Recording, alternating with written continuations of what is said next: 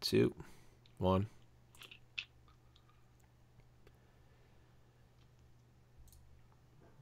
Today's episode is brought to you by Hollywood Hammers, the best trolls ever. Drop the beat.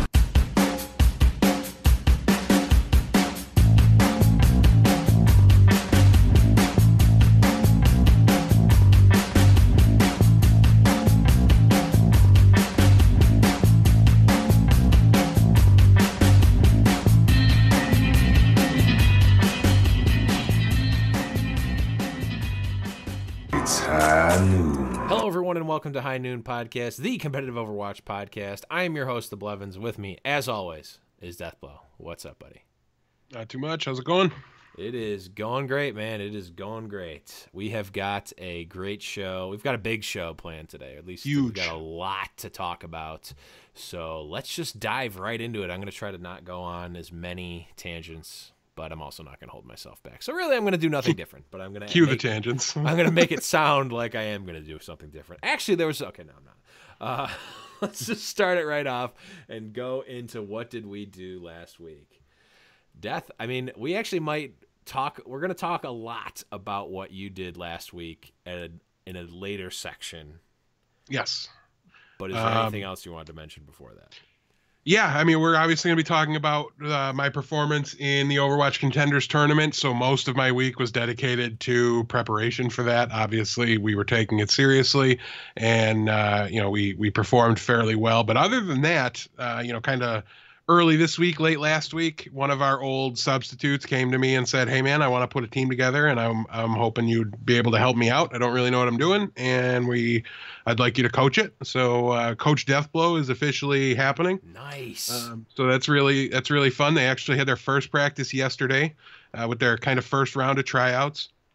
Had honestly a very solid and impressive shot calling Lucio come in. So I think they're off to a really strong start. From there, there's a solid group of, some low diamond players, and we were really kind of looking for more high gold to plat level, and this is just who happened to respond, was people a little higher than we planned on. Nice. Obviously, they were open to diamond players, but it's usually easier to grab a little lower and train them up, right? As long as the mechanical skill's there and you try them out and you can see that, then you just fix the communication problem. So, but yeah, they got a really good start going to them, and I'm really excited about what they'll be able to do. And if we can catch them up to my team, we'll have a automatic dedicated scrim partner. So that'll be good. Yeah, but the question is, who do you root for at that point?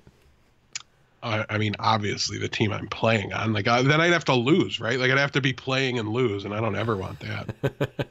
Well, you're not gonna pull the Pete Rose here.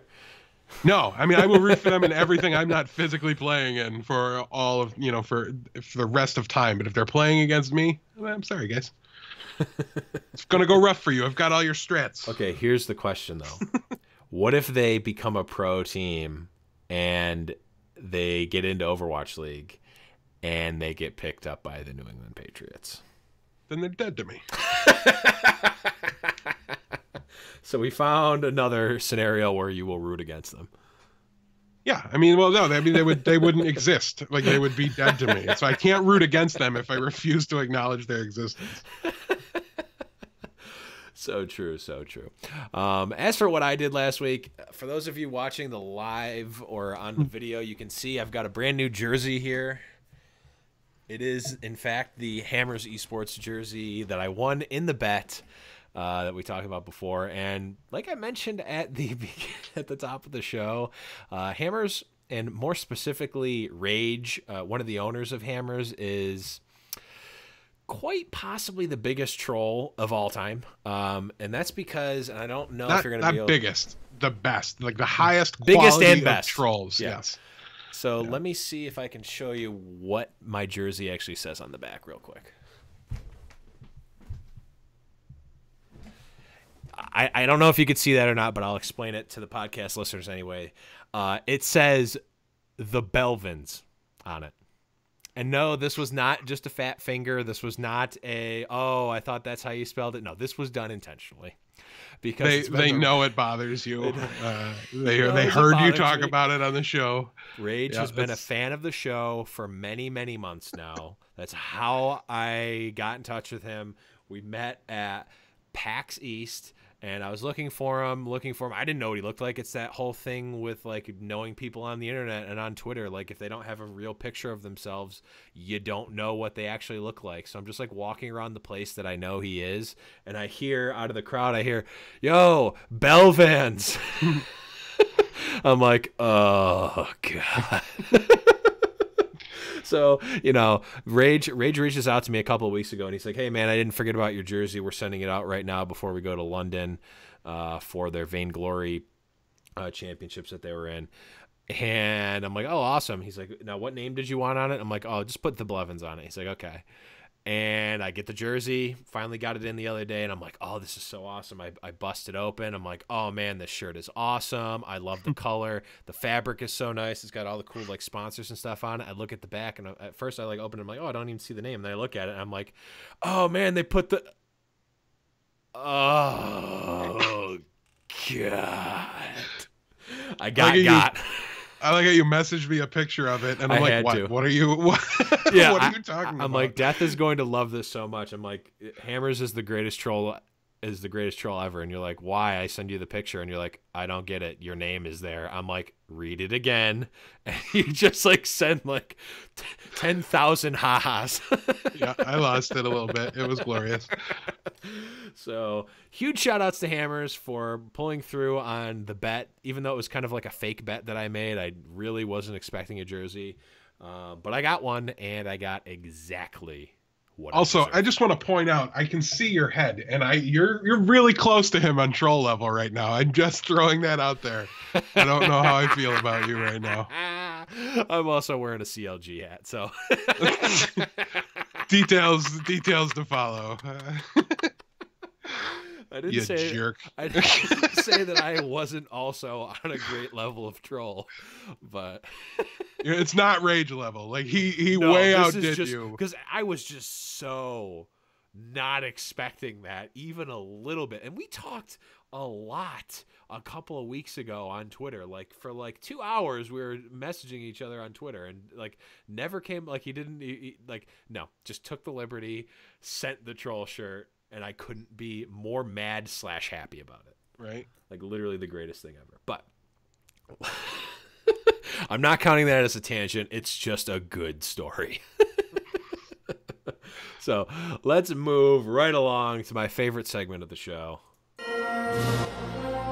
Overwatch Today, Meme of the Week.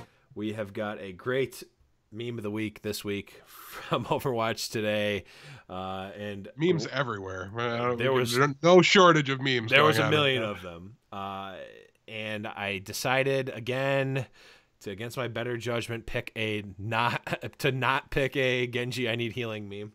But we've got the picture of, I don't even know what the character is called. It's from the new-ish movie Moana, the Disney movie with The Rock. It's like Hawaiian mythology themed.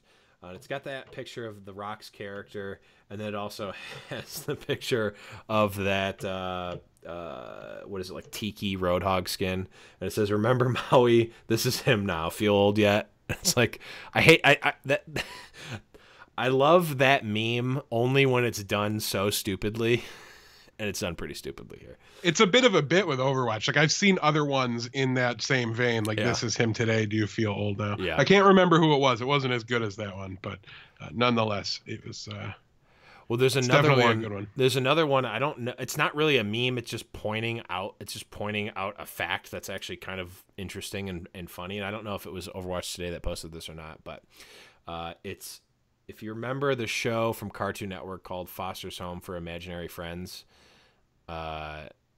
You might be a little bit old to have seen that show, but old man Deathblow over here. That show, there's a character. One of the main characters was named Blue, and he's like this little like blue blob guy, and he's like the best friend of the main character.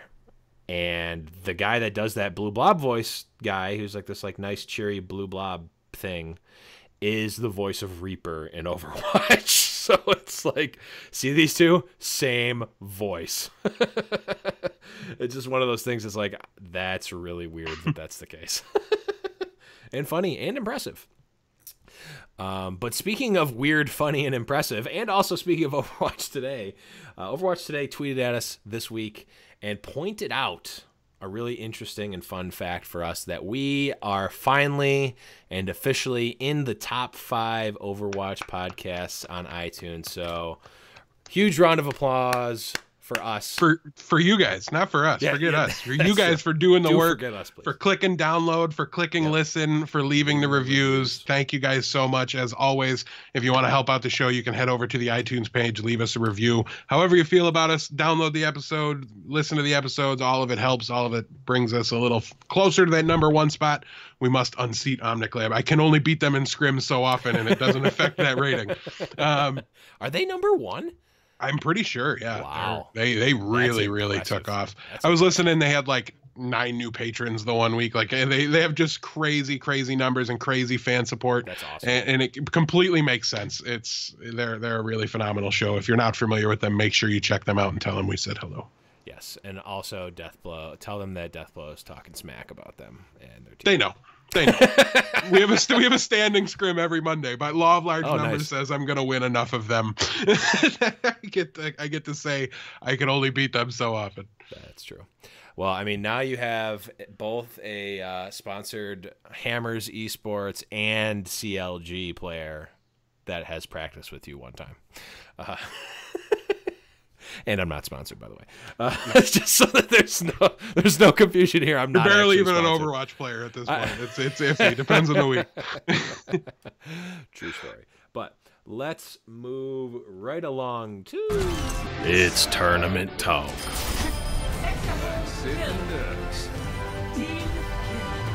Yes, let's talk about some tournaments. And boy, were there a number of tournaments this week, Death. Yes. Let's start it off with our standing Apex update. We're finally completely through 3 rounds of play. Yes. Group stage 1 is completed. Half of the teams have been eliminated.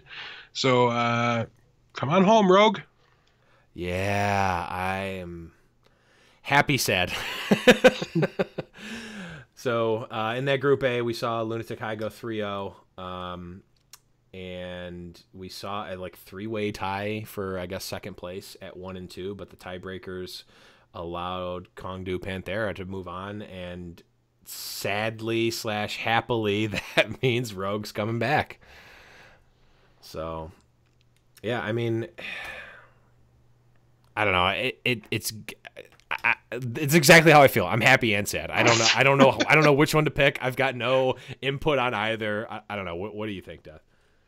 As far as what? I'm not even sure what we're debating. As Rogue. Happy or sad that they're. I want him back. I don't care. I don't watch the Apex enough. I mean, I watch the coverage. I follow it to an extent, but it's not a tournament that I get hyped up for. It's not one. So I don't care who's over there.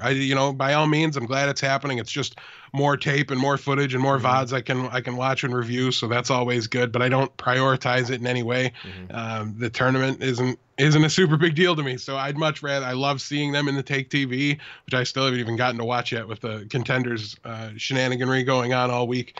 But, either way, it's just great to have them in the tournaments that are a little closer to home. So I'm all for it. For their sake, I would have rooted for them because I like them. I respect what they do.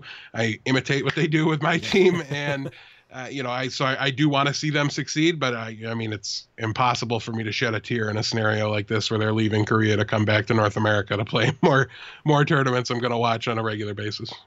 Yeah, I guess the one thing I'll leave on it is they're probably my favorite team, so I want to see them win, but I'm happy that they're coming back. So this favorite team business seems to it's misfits when they're winning 2 lands. It was Misfits, it was Rogue for a while Misfits. when the Flippinator was there. I know. You're just a bandwagon junkie. No, man, I need some time. I need some time to figure out my favorites here. Okay, it's still early on, man, and teams change all the time. I'm over Misfits. I'm over Misfits. They don't play. They don't play in tournaments for 8 years. They don't play in tournaments for 8 years. You're an admitted bandwagon hopper in other sports. No. I'm just on record. I'm just on record here as pointing out the trend. Pointing out the trend. Bandwagon Bottom of the fan. TakeTV standings. Misfits, and that's the episode that you're done with. I'm just saying, it's evidence. It's piece of evidence A. It's Exhibit A in the evidence log, and the verdict Objection. is still not been rendered, but the Objection. evidence is piling up. That's all I'm saying. Objection. I'm wearing merch from no fewer than 5 teams right now. I've got the Envy shirt underneath. I really do need to get one. But let's move right along. Group B, we had Africa Freaks Blue and X6 Gaming qualify on. The only real note here is that the runaway memes are dead, boys. So gonna have to find something new there. Group C, we saw Luxury Watch Blue and Kongbox S make it through. Nothing real crazy about that group. And then in Group D, we saw Envy and Meta Athena advance on to the next round. The one thing I'll note about this whole group stage is that every team in first place went 3-0, which is kind of interesting. I feel like that usually trying to decide if doesn't it had to happen. happen that way, but it doesn't. No, it doesn't have to happen. No, yeah, it's not a bracket. Somebody doesn't have to win it. So yeah, it's definitely interesting, and I think it's obviously more impressive in some spots than others. You look at Lunatic High had to go through Rogue, Mighty AOD, Kongdu Panthera. That's a solid group, but Envy, Meta Athena, BK Stars, and then RGW definitely was the weakest of them. So probably more of a gimme there in that matchup, but I think Meta Athena at least was definitely at the top of the top tier of the Korean talent from my recent memory anyways. And Lunatic High is a lot of people's pick for best team in the world, so not a big surprise to see them win the event, but I think just in the way everything shaked up, I thought was really surprising. I didn't expect Envy to 3-0, though I expected them to clear the group stages. Yeah. I expected Rogue to clear the group stages too. So I mean, there's a lot of surprises here. X6 Gaming and Conbox S were relative unknowns to me. I'm not very familiar with them at all. So it'll be good to see some fresh blood from Asia kind of compete and get some more VODs out there. So I'm excited to see that. But kind of a surprising group stage for how the snail's pace that it crawls at. How I'm surprised I was able to be surprised by the results. Yeah, and I mean, honestly, this is a pretty exciting top 8. Like, who do you even pick here? I think you're pretty safe picking a Lunatic High or an Envious, but honestly, we could see, Lunatic High didn't even make it to the finals of Apex 1, or was it Apex 2? Apex 1. Africa Freaks Blue was a finalist in Apex 1, or maybe it was Apex 2. I'm mixing up Apex 1 and 2. One of them, Africa Freaks Blue, so like, and with Combox and X6 Gaming kind of coming out of nowhere, we could really see anyone, as well as Meta Athena also being a top tier team, Luxury Watch Blue being no slouch either. Like, it's really kind of a tough bet here. Like, this is, I think, this will be a really hotly contested playoffs. Yeah, it should be very interesting. There's a lot of, like you said, there's a lot of the top level of talent still around to kind of be the favorites. And then there's those upstarts, the guys we're not super familiar with that are a little new, that you don't really know what you can expect from them. And especially in the South Korean scene, that means they're dangerous. Yeah. And the fact that they're winning against these other teams and they're able to be in this situation, they've clearly earned it. So, relative obscurity, at least from my perspective and the level of attention I pay to the scene over there, it definitely gives an interesting flavor to kind of have those upstarts to root for as well as the top dogs. So it'll be really exciting to see it play out. And I know there's still another group stage left to go, so they've narrowed down to 8 teams. Now they got to narrow down to 4, and then I don't know. Yeah, it's the top 2 from each of the next 2 groups, and then they'll go into the finals from there. So it'll definitely be really exciting. If you guys are up at 5 o'clock in the morning and you're from the United States, I definitely recommend tuning in. Yeah, especially if they have more singing and dancing McCree. So yeah, definitely. And if you guys aren't up at that time, we will give weekly coverage as long as they play. So moving right along, we actually had another tournament as well, the TakeTV, where we saw in the top 4, we saw Rogue, E-United, Movie Star Riders, and Cloud9 into the top 4. and we saw Rogue come back from Korea. Well, they might have still been in Korea, but they came back. No, that was a LAN event. It was a LAN. Okay, I'm pretty sure. Yeah, they were gone. So Rogue comes back and wins against E United in the finals, 3-2-1. Not surprising.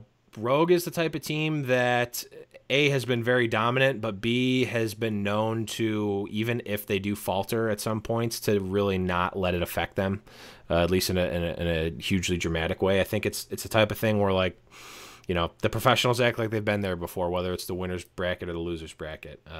And when they've played together as much as they have, and they've played as much as they have, and they're as good as they are, they know what they can do. And I'm sure that they're learning from their losses rather than crumbling. It's just been my MO, even when I played sports, is like, are you going to crumble to the adversity, or are you going to embrace it and just crush the next time you're out? And when I see a team, I'll be the first to admit a disappointing appearance at the Apex event and come back and win a big LAN, like that's just awesome to see. Yeah, I couldn't have really said it better myself. And you said that they dominated. They definitely did. They had a 10-2 map record. The way this tournament played out is they played all 4 map types. So they did 1 assault, 1 control, 1 2 CP, everything they did. And then even if there was a 2-2 score, that's it. Okay, you're done. And then the map record is what decided the groups. So it was a slightly different format, and one that was interesting and is at times frustrating, right? Because it's really awkward to watch a round of play and then it ends 2-2 and they're just done. And you're like, wait, like what happened here? Yeah. But it totally makes sense. It was, it was a fine way to do it. It was just a little different and a little shocking in the one match I've been able to watch of that event so far.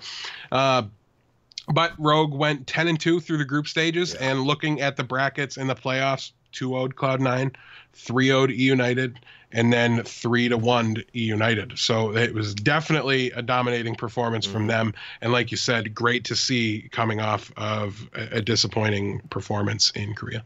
Yeah, and really quick before we move on, the other teams that were actually in the TakeTV event that did not make it to the playoffs were no slouches themselves.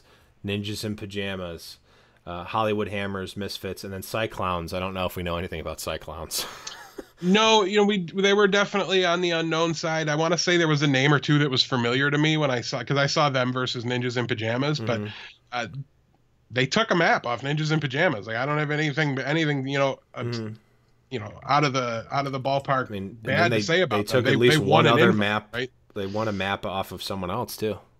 Yeah, so I mean, when you're guaranteed to play 4 maps, obviously you want a better performance than that. But it was only one map out of winning a spot, at least, to go into the losers bracket automatically. So it was a narrow miss. Obviously, Ninjas in Pajamas at 3-9 in that bracket was a big surprise. As far as maps go, they're clearly not adapting well to this very dive-heavy metagame, though I did like a lot of their compositions that they were running. There was a only Hanzo DPS. Hanzo is the only DPS class in their triple tank for a little while. It was really interesting. It was like, I want to say it was Winston, Diva, Zarya with the Hanzo DPS, and then the Lucio Zen. So I don't know, they had some interesting compositions. They're innovators, and sometimes innovators fall flat on their face. So this metagame might not be their best, but it's going to be changing soon, and I don't see any reason to panic for this roster. But just maybe for the next, if you see them again in another tournament in 2 weeks, maybe don't expect the world from them, because clearly they're still figuring out what they want to be doing here. But we'll see what they're able to kind of adapt, how they're able to adapt, and what they're able to come up with down the line. And later on in the show, we'll be talking about the next round of patch notes. I know what you're thinking. It just happened. It's happening again. They're clearly making statements with every one of these patches that they're trying to get everything balanced and get the game in as good a state as possible for the launch of the league is what I read into all these changes rapid fire like this. Yeah, and pre-nerfing things for the new character that are coming out. Maybe not. I don't know. Hammond hype. I hear he's going to be a support, by the way. Oh, so we might get our jockey support that we talked about last week. There's also speculation, and this is completely unfounded, that he's going to be more of like a CC support. So he's going to lay down these like objects that stun people, Oh. and I don't know exactly how it's supposed to work. I didn't fully understand what they were trying to say, and I took it all with a grain of salt anyways, because it wasn't, nothing confirmed has come out, but Yeah. it does sound like the evidence that I heard for it being support was, a little on the overwhelming side from my memory of it, but I don't even remember what it was. So maybe it's just the support player in me, the flex support player. Like the other guy on my team is Lucio or Mercy when we need it, or like Anna, like he plays the safe ones when so I'll clearly be the Hammond on my team, it looks like. So he better be a support. Nice. Yeah, so that is definitely awesome. So the next thing we wanted to spend a little bit more time on, because it has a personal connection to the show, is of course the Overwatch Contenders. And Death, obviously you have firsthand experience with this tournament, so take it away. Yeah, so this was a really fun event from the players' perspective. There was some hiccups. The website had some troubles as they were trying to handle the large number of teams that entered into this event, for sure. It was definitely a lot of fun, and really, I mean, in the grand scope of things, the website was a little frustrating, but not the end of the world, and very navigable. Is that a word? I don't know. It sounds like a word, so I'm going to go with it. I don't know. Yeah, it's a tough one to figure out. So we'll go with navigable for now, and let me know if I just made up another one like dramatically, and we'll make them. Navigable sounds dramatically better than whatever the real word is. So yeah, so we're coining phrases left and right here on the show. So I'm going to go down the list of teams that qualified from this event. There will be a continuation here. We'll continue on to go into more of a playoff style, but this was one big single elimination bracket, and out of it came Yikes, Kungarna, LG Evil, Renegades, Selfless, FNRGFE. Yeah, we'll talk about them. FaZe Clan, You Guys Get Paid, Cloud9, Immortals, Tempo Storm, Counter Logic Gaming, Toronto Esports, Team Liquid, Envision Esports, and Hammers Esports. So with one exception, not really too much, or too many big surprises there. Yeah. So it was definitely all teams we've with that many teams qualifying, 8 out of each one of the brackets, you kind of expect it to get there. But there was definitely some teams that did not qualify, like Counter Logic Gaming didn't qualify the first day. It took them the second day. So the fact that there was 2 events running and 2 different brackets definitely helped smooth things over a little bit here. But the first day's bracket looks like the top 8 here. Well, we just went through the list, but the finals as it ended was FaZe Clan beating LG Evil 2-0. Now both teams qualified. I think it was just for maybe a little extra money or priority seating maybe for the next bracket. I think was actually the prize, but so they did keep playing it out. But and Immortals 2-0 over. I'm guessing that's. Oh no, it's Toronto. I don't think so. It looks like I'm looking to see if FNRGFE is. I know. I'm pretty sure that's them. They aren't, or they were kind of a newly formed team for this event. So definitely big props to them for being able to pull it out. Now that sounds a little more impressive than it was once I'm going to read off the roster to you, which I'm going to get exactly because it's definitely a list of players that you're going to be very familiar with here. Looking at it, and it is hard to find an official roster for this team, I guess, huh? Well, I'll give you a little bit here. Do you want to talk about the result the second day? Anything there surprised you from what you can see on the brackets while I look for the roster? Immortals, obviously, they've been kind of they've been pretty well. They've been doing pretty decent these last few weeks, so it's really no surprise to see them make it here. Hammers, has been kind of fluctuating lately, even though I'm priced into rooting for them. So it was nice to see them. They gave you an excuse to be mad at them, though. I will say that is true. I'm interested to have seen the CLG Immortals match because it was 2-0, and it seemed like if you're looking at the trajectories of both teams over the past month, you might have been able to make an argument that you could bet on CLG to take that one out. But Immortals really it seems like they solidified, their game plan. They 2-0'd throughout these playoff rounds. It would have been nice to see CLG win the whole thing because it would have given you a better story. Yes. But they did make it. They did make it quite far. Do you wanna explain your personal story now, Death? Yeah, real fast while I've got it here. FNRGFE, that is the name, by the way, as supposedly according to, I don't know if it was Monty or Doa, but it was like Hex said that they said, so I don't know. It's supposed to be like an amalgamation of all the teams that the players have been on. And the roster, obviously, it's full of familiar names. So Enigma, Boink, Muma, Bonnie, Buds, and Clockwork.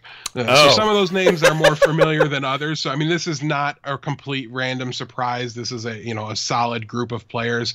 We've seen all of them at least a little bit. I'm fairly certain we've seen Muma around. Bonnie was a very pleasant surprise. I mean, somebody that's shown up once or twice on rosters, might have even only been a tryout.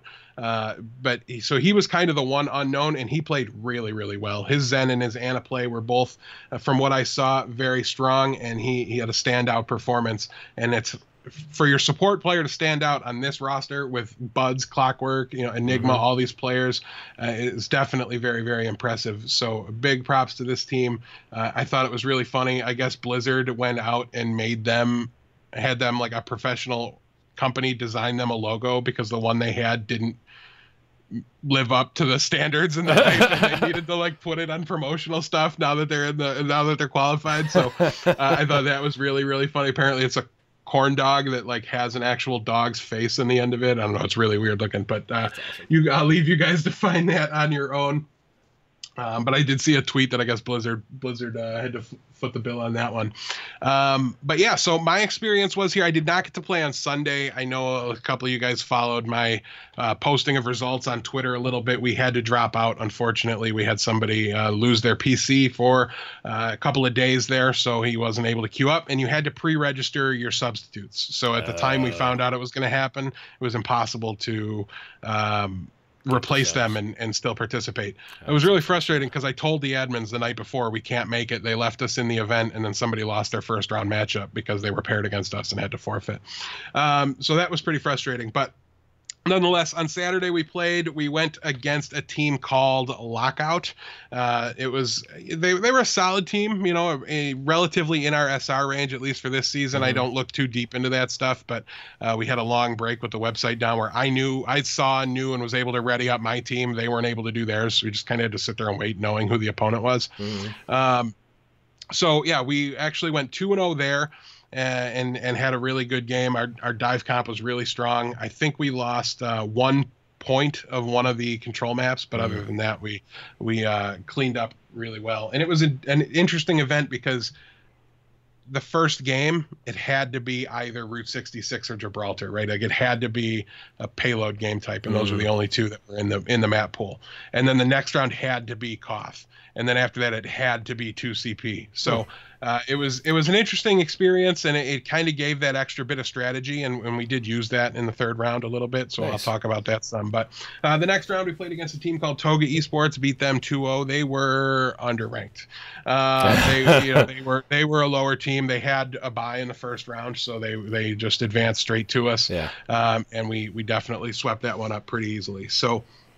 Overall, it was a fun experience from those two rounds, and then isn't there another round?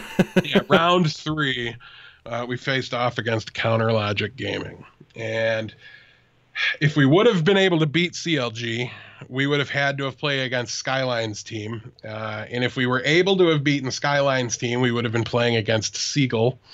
So that spot in the bracket was really where the riffraff had been weeded out. I want to say it was the round of 512 or maybe 206. I don't know. It was one around there. It was like only a couple hundred teams left. Yeah. And really that was our goal as a team. I'm not going to lie. It was let's win the matches where we should win, or at least we don't know we should lose. Right. And when you go against a team like CLG, when you can't win, you can't lose. So I'm not going to sit here and pretend like I didn't have a good time. I'll pretend like I'm mad at them a little bit, but no, they were great guys, very professional. There was no smack talk, no nothing. They're not there to be jerks. They're there to play Overwatch, play it well, and they did exactly that.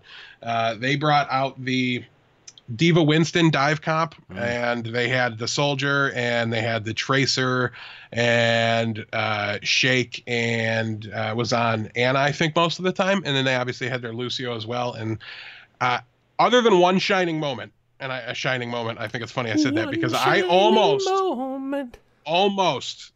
in a complete one-on-one scenario where I shiny on Winston dives me on Zenyatta, he had like 5 HP left, like nothing when he killed me, and it was going to be my greatest accomplishment in Overwatch. That just shows how much of a professional he is, that he knows he was going to walk away with 5 health. Yeah, I think he was a little scared when he saw the headshots coming in while he's standing on me in melee range. I'm not gonna lie to you, it was that close, and I have it on video to prove it. I'm fairly certain that was by the time I'd hit the record button. I sure hope so, because it was a solid play and a solid string of shots. For whatever reason, I'm just completely destroying Winston's at any range. It doesn't matter lately. But yeah, it was a really fun experience. We actually had a game plan going in. The guys, when we got the pairing and knew it was going to happen, they were a little bit like, all right, well, this is going to happen. And I'm like, no.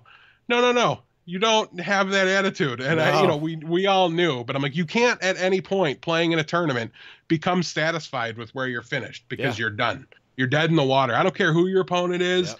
They're nothing until they beat you. And so it turns out they're a pro team after all. So, they got there. But in the moment, and none of us were upset. Right. We didn't tilt or anything. But I kind of had to bring the guys back from that already admitting defeat, state and psych them up a little bit. So it was a lot of fun to kind of felt like I was in real sports again. No, forget them. They're nothing. We got this, Well, so fun from that perspective, and all around great to just have VODs of us against a pro team, like to be able to look at what they do. And I can now literally sit there and watch tape, of exactly what the pros are doing and how they're running a composition. And we talked about how after the tournament, we kind of want to try that comp out anyways. Like we want to go more into the Diva Winston instead of the 3 DPS. And so we have great footage of that. And how that affects other dives, how to do it against dive, which is dive versus dive is this really awkward balance of, do I jump on their back line or do I protect my back line when they get jumped on, and what, how do you handle it?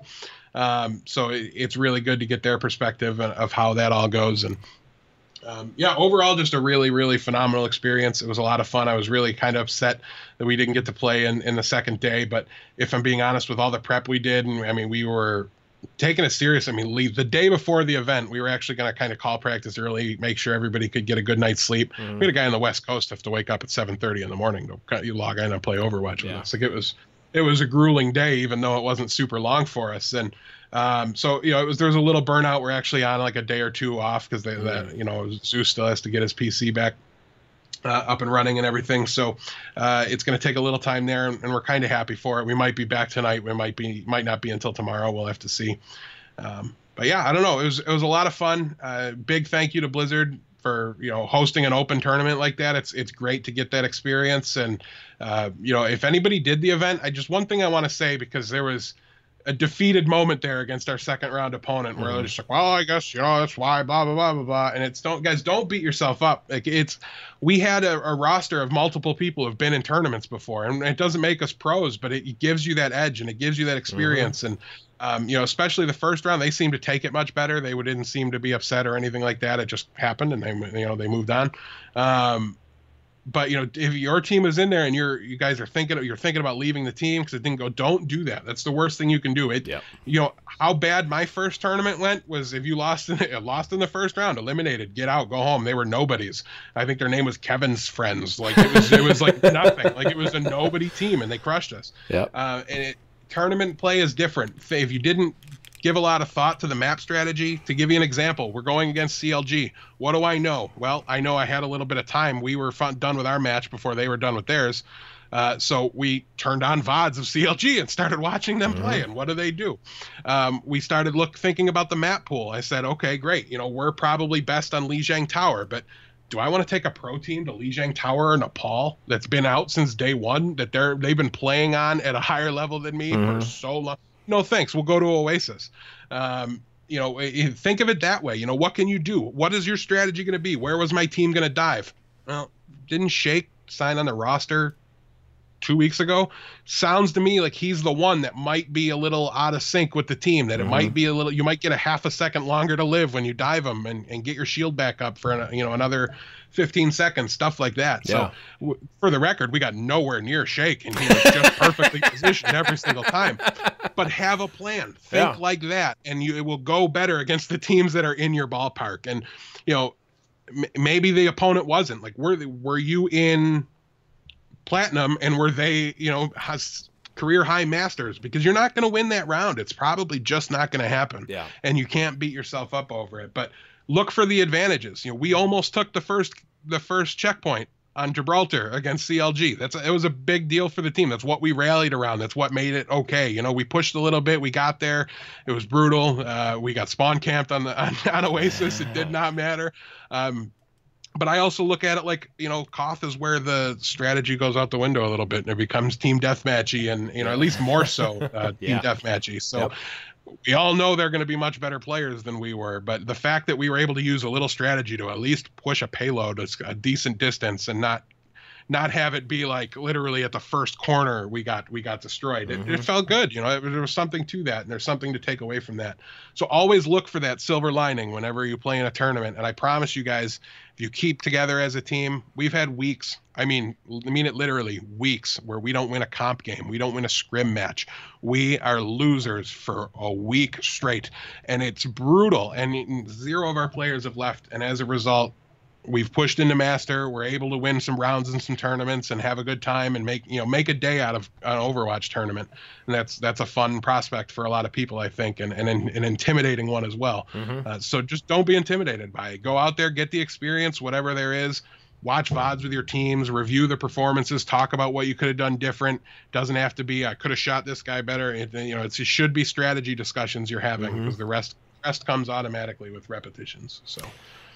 Yeah, I mean, I think the biggest thing to take away from that, and to take away from if you want to start doing tournaments, is the thing you need to learn to do best at the high level is lose.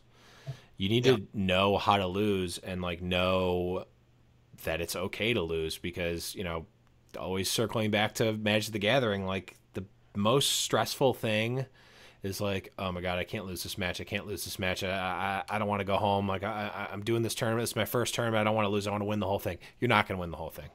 Or at the very least, it's unlikely you're going to win your first tournament. It's just not how these things work. These are very experience-based games. You don't just naturally have a knack for things, especially if you haven't played with your team a lot. You need to get the reps in, and the only way to get the reps in is to play and lose. If you do well, that's great, but don't expect to win your very first tournament, and gain, exactly like you said, gain what you can from the losses you get. And once you get used to losing, you don't fear losing, and not fearing losing is one of the most important things you can have for any game or any sort of thing that you can do competitively. Is the second you start worrying about losing, you're done. You might as well not even play. Couldn't agree more. Yeah. So, so I'm glad you had a great time with the event. It's nice to see that they had this open tournament, and that with the exception of maybe the website issues, it was ran pretty smoothly. So, yeah, it definitely was. No complaints there. Wojtek from Creation Days. Was actually one of the tournament admins. So nice. I don't know if I mentioned that already or not, but it was shout outs to him. It was great to see him, him show up again in the Overwatch scene. He was a great guy when we dealt with him, from the podcast and the Creation esports relationship we had there for a little bit. So it was great to, I didn't, he was so busy just constantly with the alerts and everything going on. I didn't have a conversation with him, but if you're listening, Wojtek, we appreciate you and everything you do for the game. Thank you. And, thank you to everybody at Blizzard. I actually really look forward to this. All signs point to this being a continuing thing that happens, over time. And I think once the league forms and you look at these 16 teams that qualified this time, Yeah, they're going to be either league teams or not exist because their players are going to be on other league teams by the time this rolls, by the time this rolls around again. Yep. So I think it's only going to become a more fun experience when maybe I'm talking about we won the first 5 rounds, hopefully by the time the next one, maybe more, depending on how long it goes and how many rounds there are because the number of participants, things like that. But it was, like I said, great experience, a lot of fun, and I think it really gave us a good set of confidence. I think we're going to go for something like the Athena Cup Open League that they have. That I can't remember which kind of pro team or breakout new pro team. Maybe it was Envision. Anyways, I can't remember, but. So hopefully we can make a splash in there, win some rounds, maybe get on camera a little bit, give the fans of the podcast something I can point to and say, hey, here's my team playing. Cause we had, I can't remember who it was on Twitter, asking me for information. Thornrain, I want to say. Oh, yep. Asking for links and I need to see this. And so shout outs to you for following the team and supporting the podcast and myself through the event. It's always great to have fans. I think it pumped up the team a little bit. When I showed them the tweets, I'm like, I showed the morning I woke up, I'm like, guys, we have one fan. We've got to do this for Thornrain. So, it was a lot of fun and I appreciate the shout out there as well. So, but yeah, I don't know. Have you heard anything else? I mean, obviously there was some streamers that were streaming on like a delay. Do you see anything of the event or what stood out to you about the tournament? Yeah, I didn't get to watch very much of it because I had some stuff going on in real life at the time, unfortunately. But it just seemed like the overall response was just great, and it was nice to see that Blizzard was doing this. It was nice to see that it was an open tournament. It was also, no offense to Team No Spaghetti Allowed, but it was nice to see like pro teams get to the top of these events. Like, it would have been kind of weird if we saw like a ton of unnamed teams. Like, it'd be like, okay, so what's wrong with this tournament for? Like, does everything we know about Overwatch esports just been thrown out for some reason because of this? Like, no, it was like pretty much what we would have expected happened. Yeah, I definitely agree too. I mean, I will never not want to be at the end of these tournaments when I join them, but from a viewer's perspective, it would have been awkward. I mean, it was cool to have like the FNRGFE like that, even though that was pro players. Like, it was nice to have that one that was kind of you didn't expect. You weren't familiar with the name. It's what are these guys? How good are they? Are they going to stay together? What's going to happen? But when I'm watching tournaments, I always want to see the best players play against the best players. So it was definitely great to see that. And I think we're set up. I can't wait to watch this tournament continue into the group stages and the playoffs, because this roster's stacked, and Europe's going to come next week, and it's gonna stack it full of European teams, and it should be a really good time. I'm guessing Rogue's going to participate in the Europe one because they're certainly not on this list, and I can't imagine they want to be left out of that, left out of the event. So. Yeah, it doesn't seem like they wouldn't want to be, but definitely we'll keep you guys informed on that when it comes up. But we've still got a bunch more to talk about, and we're quickly running out of time. So let's break it down. We've got some pick results, Death. And which tournament was this from? This was from the TakeTV. Okay. It looks much more like it did previously. Last week was an outlier, and we talked about the effect that Rogue not being in the event would have on the pick rates, and now things look much more normal. We have the Tracer, the Zen, the Winston, all very, very high picks. Obviously, Lucio's number one, down from 98% to 91%. So that's a noteworthy drop, but I mean, still, he's just number one. Yeah. This has got to be the highest we've ever seen Winston before, though. Honestly, I don't think so. I think the two times ago, not the last time we talked stats, but the time before that, he was up, I want to say closer to 90%, but I mean, could be wrong. He's definitely up there. 81%. Also, Twinston, if you double the numbers, that probably count. Oh yeah, that probably warped things a little bit. But look at the meta right now: Lucio, Tracer, Winston, Twinston, Tucio, Trey. It's back. Nothing has changed. Nothing has changed. But yeah, and I personally, I love seeing Zenyatta on the list as the next healer. Fun fact, after my placement games, after Friday night when we were practicing and warming up and doing really well, I looked at my Zen stats. It was top 200 in the world on Overbuff. So that was definitely awesome. I think it was like 183. It's dropped since then because I haven't played since Friday in comp on that account. But nonetheless, we'll be back to it, and I'll keep you guys updated if I hit any more cool milestones. I want to break into that top 100. That would definitely be a good time. So I definitely bragged about you at a bar because I was wearing an Overwatch League shirt, and someone asked me about Overwatch League, and they're like, "Oh, do you play in Overwatch League?" I'm like, "Okay, pleb, Overwatch League isn't out yet." And B, I'm not that great, but I have a podcast, and my co-host is a top 200 Zenyatta, and he's like, "I like arcade mode." And I'm like, I don't know why I'm talking to you. Please go away. You filthy casual. Yeah, you're the worst. I got kicked out.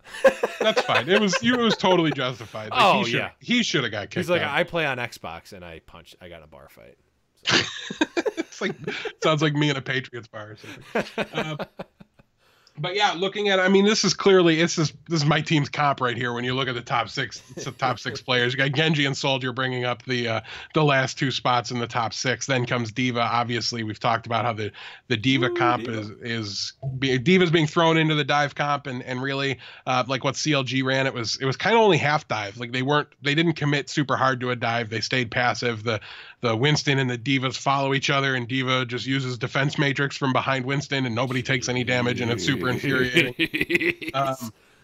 So yeah, it was definitely that's definitely a comp where everybody needs to keep an eye out, and it's definitely one that's making a scene. It kind of spilled over from Korea, I think, over time.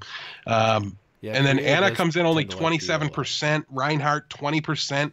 Reinhardt is only 20% played. That's insane. That is considering as low as we've ever seen. Right. Considering where he's been in the past. Zarya 13 combined, they're at like 14%. Like it's almost nothing. It's crazy. And Sombra actually was outpicked on Roadhog there. So definitely a surprise there. Sombra strats are starting to come out. I'm seeing single support Sombra strategies going on. It's interesting. It's crazy. It's two CPs doing all sorts of crazy things to people, and it's been a lot of fun. So keep an eye out for that. Maybe we'll go into more detail there. We've got patch notes still to talk about today. So the other thing that I think that's really impressive is the difference between 2 DPS and 3 DPS is 1%, under 1%, I think here. So it's really kind of everybody's torn between what to run. I think Movistar Riders ran a lot of 3 DPS dive, much like the Rogue fashion as well. So the meta is very undecided. It's murky. There's a lot of viable play styles out there at the moment. So it's hopefully headed for some good things. And dive's a lot of fun to watch and play, so I don't mind if it sticks around. Yeah, I mean, I feel like we've been saying this for quite some time now, but the meta seems pretty decent. Like, when was the last time, like, are people really complaining about dive comp? I don't think so. Like, it doesn't seem like there's that, like, boogeyman that's like, oh, triple tank is the worst. We need to get rid of nerf every tank. Or one of the other, like, 5 million, like, boogeymen of the format that people just always complain about. I just haven't been hearing that much.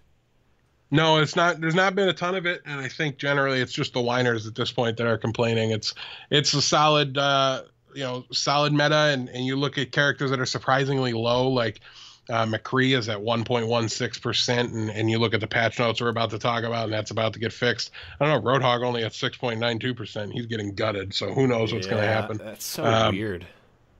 Yeah, I don't know. I think that one's less about the competitive scene and more about playing the game on a regular basis. So. Yeah, that's true. But let us move right along to those patch notes.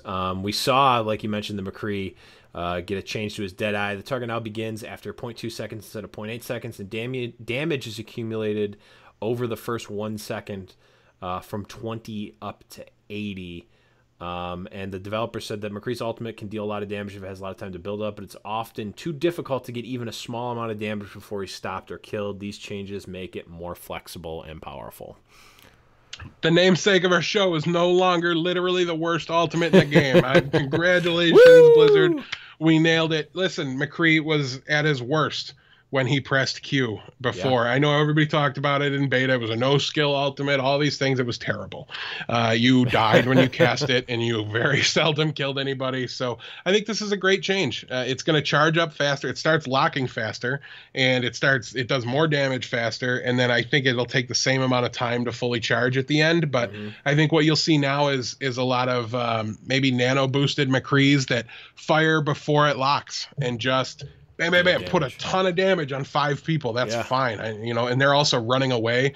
It's going to be really, really interesting. I think it's going to be a lot of fun to see how that plays out. And I think combine that with the slight nerf to soldiers damage, which was less slight than it initially appeared.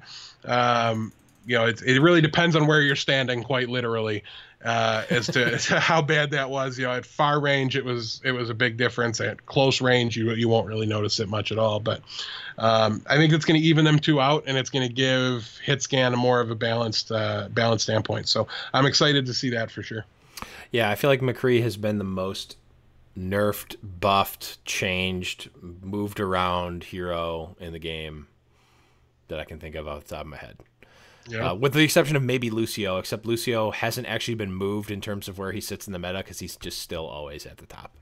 Yeah. But moving right along, we had a big change to Reaper. I'm not 100% sure how this is going to actually affect him in terms of how he's picked or where he's used or if he's used any differently. But basically, his health orb passive now gone, and he now has a 20% life steal on his 20% damage dealt is life stolen.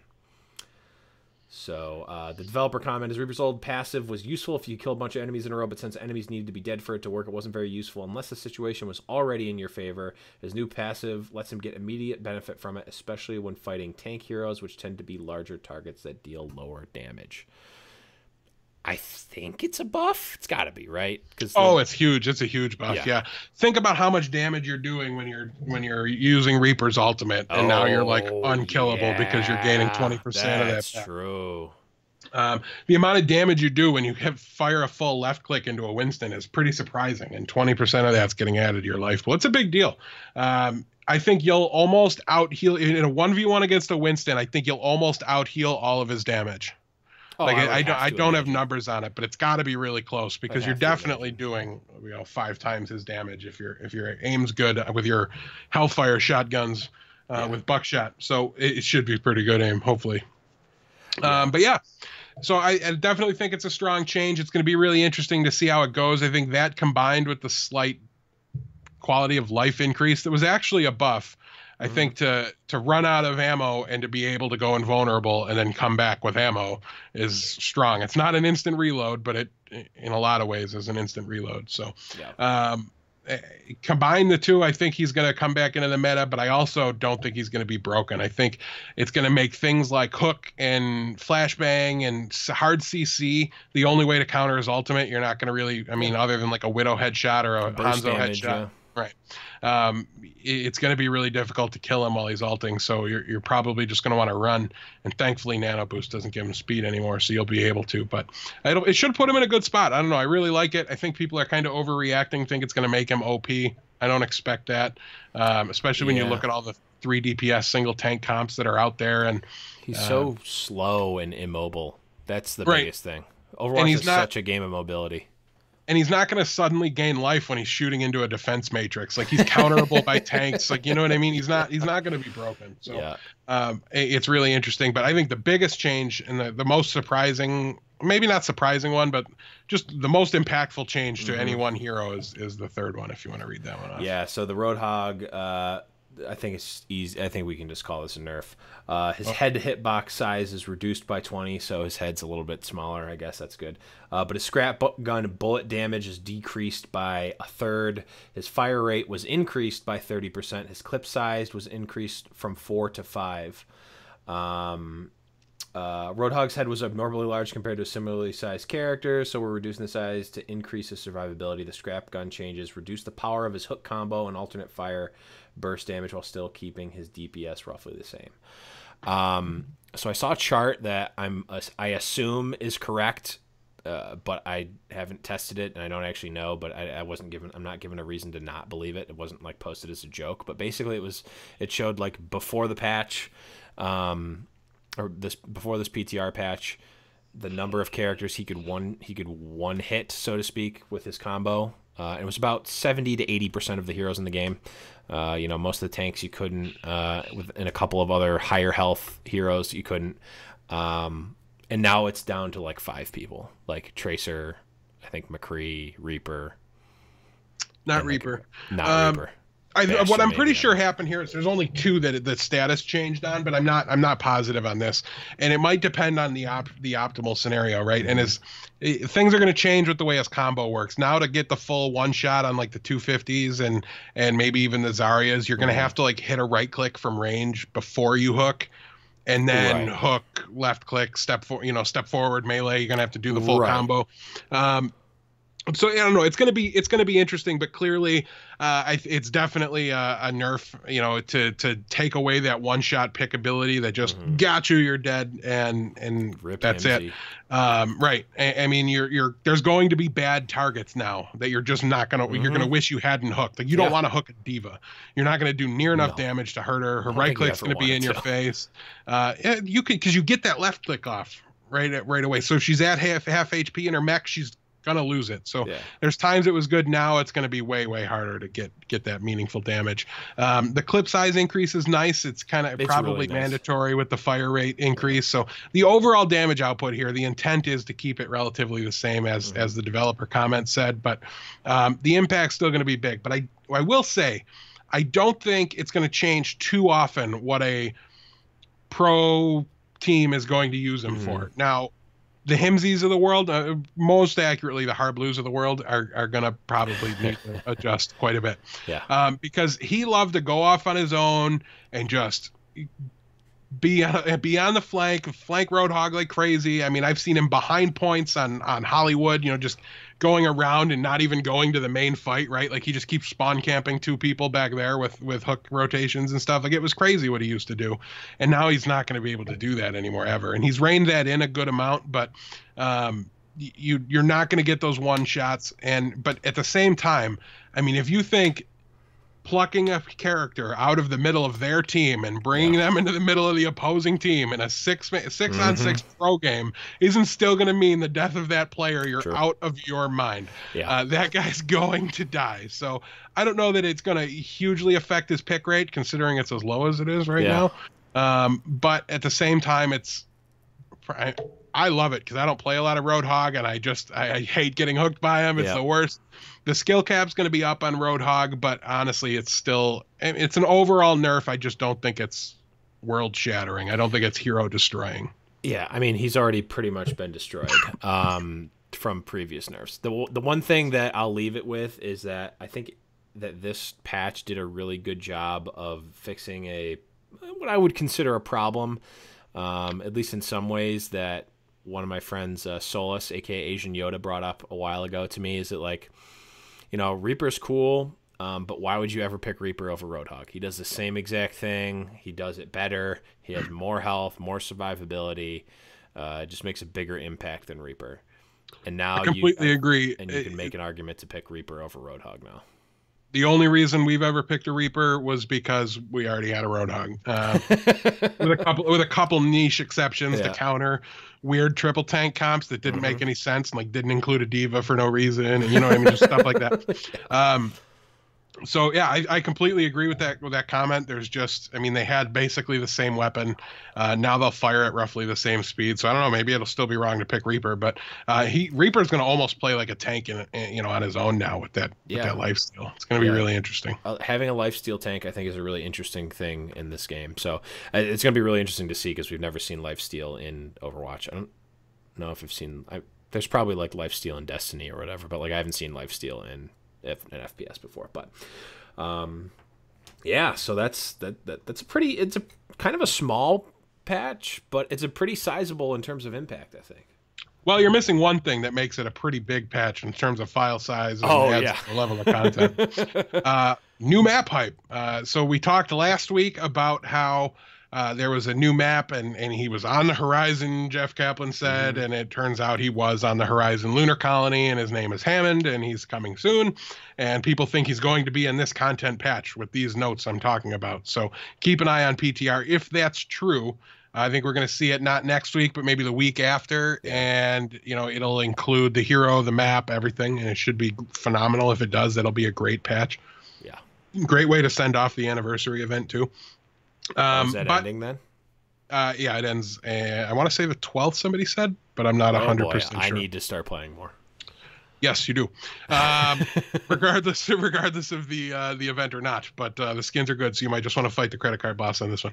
I plan to as well, because my loot boxes. Listen, Blizzard, you better hook me up this last week, because they've been so. RNGesus has given your Clash Royale baby account like 18 legendaries, so I don't even want to hear it. I mean, I spent a little money on it. Oh, okay. But like only those tier levels, it's absurdly lucky. I'm not even going to defend it. One came from a free chest, the other one from a gold chest. It was the dumbest. It's the dumbest thing ever. Yeah, the worst. I'm telling my new friends, like, I started the account to kind of like race the people that I knew that were starting the game, and like I tell them all the time, like, oh, free chest legend. They're like, I hate you so much. I can't even stand you. I hate you, and I just hate you. It's completely warranted. But anyways, back to the Horizon Lunar Colony. Essentially, there's a lot of content out about this already, because it's live on the PTR. You can go play this map right now. There's a low gravity section on this map, you guys. They added the jump pad. Now they're messing with gravity. Clearly, new maps are going to mean new fun things. It does, however, appear that the low grav section is like this kind of awkward offshoot room that you can use as a cut through. But for the most part, you're in there because you want to fight in low grav, and there doesn't seem to be much other reason. Personally, I haven't played on this map because it wasn't in the tournament map pool, and we've been very focused lately as a team. So hopefully I get a chance to check it out this upcoming weekend, play on the PTR a little bit, see how good Deadeye has become, check out Reaper, all the changes. Everything new in the changes I want to check out. So that's always a really good sign, and maybe Hammond will be on there soon too. But this is a 2CP map. I called it last week. I called it that they needed it, maybe that they shouldn't do it because people are just going to whine that 2CP comes up more. But nonetheless, I think it was the game mode that needed the new content the most. So I'm really happy they went with it. And if you watch the developer update where he talks about this, and watching some of the gameplay footage I've seen from it, from PTR, it looks really good. And I think everybody needs to give it a chance. There seems to be multiple approach vectors that you can take, or approach angles that you can take. There's interesting high ground scenarios. They really tried to swallow all the player feedback that's come in on 2CP and use it to improve the game mode. So go into this one with an open mind. You've all been too hard on 2CP lately anyway, since the beginning of time, though at the beginning it was warranted. Before the rule set change, it was pretty bad and hard to play. But now it's been much better, and I think with some better design maps for the community feedback, I think it'll be a lot more fun for people. So be hyped about it. Don't be upset it's 2CP. It's not, Don't be negative about everything like me with Sombra and my overreactions. Well, I think it's just gonna be nice that you have a chance to have a fun 2CP map if 2CP has to come up. So yeah, and there's that cool element. I don't know. It's a lot of fun. I think it would be great if the hero came out at the same time. That would give him a real opportunity to do some lore stuff with it. Maybe an animated short. Hint, hint. It's been way too long on those. I love those, and they've not come out with one in a while. So yeah, I don't know. I think the last one was BlizzCon, right? Has there been one since then? Since Sombra? I mean, there was like kind of an animated short thing for the Lunar Colony, but it wasn't an animated short. It was just like, this is the Lunar Colony. Like talked about stuff and showed the Lunar Colony. But yeah, definitely going to be an interesting patch. All signs point to Hammond being in this new patch when it actually hits live. Whatever he is, because it's speculation calling him support. He's going to be a jockey support. Which we called before. But yeah, so definitely going to be a big one. I lied about it being a small patch. It's a huge one in terms of impact and size. So definitely excited about that. But that's going to be just about it, guys. Do we have anything else that we want to go over real quick, Dad? No iTunes reviews this week, but as always, like we mentioned earlier, please head over there, leave us a review, leave any feedback you have. We will read it on the episode at the end every week. So, and it's a great way to support the show. Also, you can head over to patreon.com and support us that way as well if you're so interested.